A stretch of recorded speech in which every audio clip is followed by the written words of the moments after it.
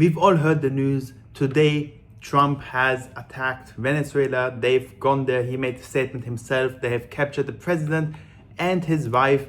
And as a result, Bitcoin has taken a small hit, but it has recovered already. Let's go into the news first. So Trump has mentioned that he has successfully carried out a large-scale strike against Venezuela, against the leader, and they have captured it. The operation was done in conjunction with US law enforcement, and they have a press conference as well.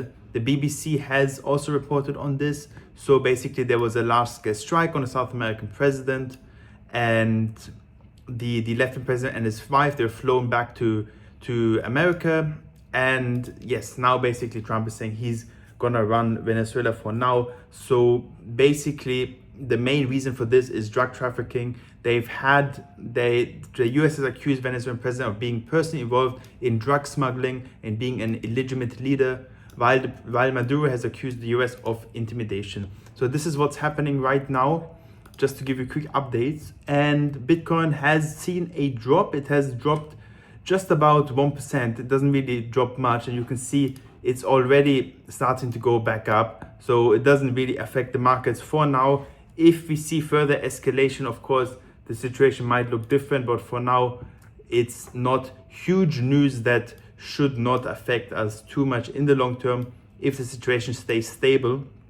Now, if we look at Bitcoin, and we can see that it's basically gone out of this descending wedge here. If we zoom out a bit, we can see it has basically broken out of, I'm on the 4-hourly right now, but on this wedge that we've been trading in, and we've been trading in this sideways pattern since November of last year.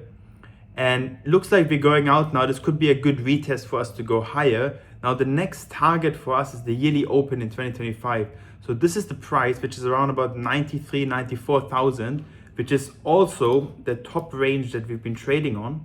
And that is the yearly open where we opened a year ago. And to say the least, I mean, Bitcoin was not very profitable at all in 2025.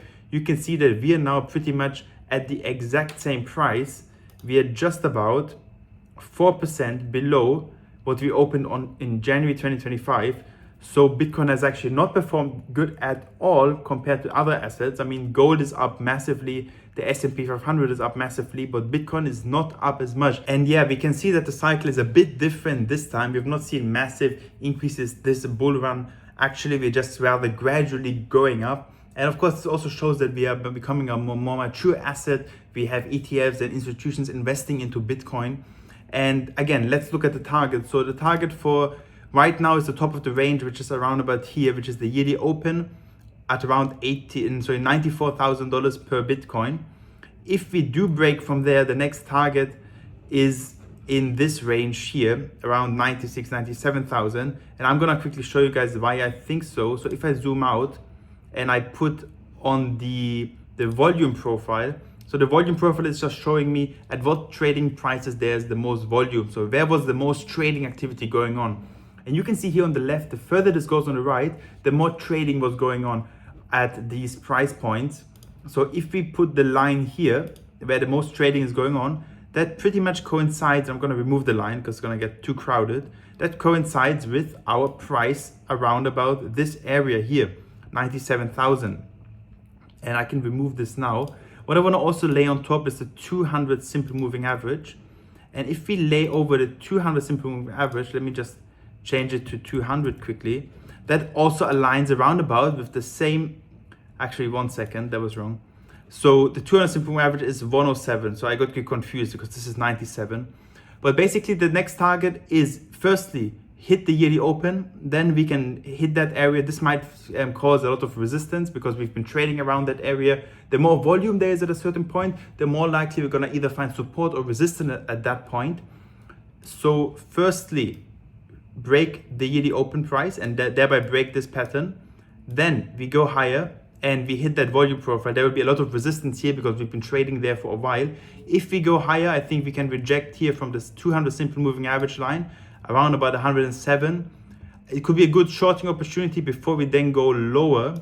And if we do go lower, then again, the lower target is, again, let's put the volume profile on. Let's remove the 200 simple moving average and put the volume profile on.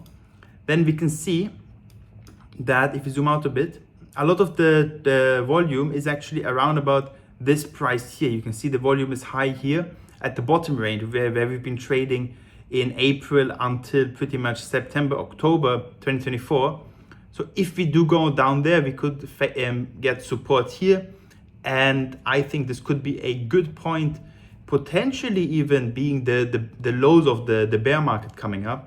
I mean, hopefully we don't go much lower. This is pretty much $67,000, $68,000, which is around about the high of the last, of the last bull run. And I think if we support from there, it's a very healthy thing for Bitcoin to do. Now, where do I think we can be going? Let me remove these lines. So where do I think we can be, at what point can we be bottoming out for Bitcoin? Let me just remove these lines. And if we look here at the weekly for Bitcoin, we can see the halving cycles, right? These are all the cycles that we had before for crypto, okay? And these are the halving dates, which is something that occurs every 4 years, whereby the supply of Bitcoin that comes into the market is halved. So the people that mine Bitcoin, they get new Bitcoins. They get half the amount of Bitcoin for each block that is mined. And thereby, as the supply is cut in half, very simple, we have less supply, the demand stays the same or increases. Of course, the price usually shoots up. Not immediately after, but usually the price shoots up a few months after, the supply cut. And where do we have the bear market? Well, usually, this is the first cycle here, 2012. We've seen the low is here, which is around about 791 days after the halving. Second cycle, 882 days. So we've increased it a bit. Third cycle, the last cycle, we've seen the low happening around about 917 days after the halving.